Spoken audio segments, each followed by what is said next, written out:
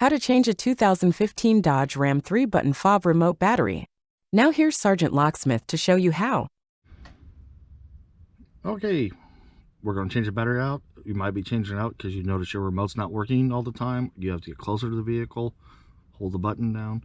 Please make sure that your battery is good. We've seen them come from the manufacturer bad. If you get it online, whatever big box store you get it from. That being said, right here's your emergency key release. If your key ring's attached, that's fine. We're not worried about that. So go ahead and let's release emergency blade.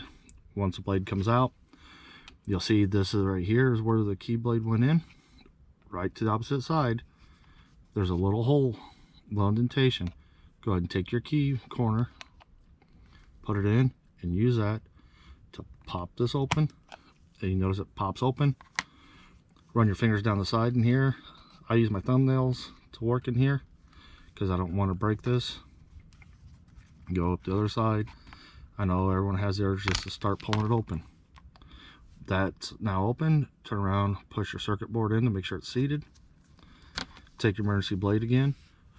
Put your finger right here on the spring because you want to hold the battery retainer in. Pop it up.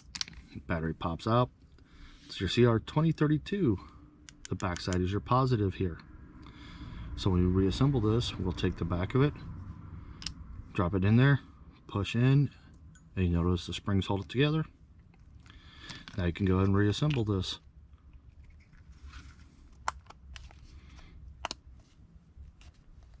Hey, thanks again for watching. If you would, give us a thumbs up if this video helped you out. And let's have a good day. Thanks again for watching.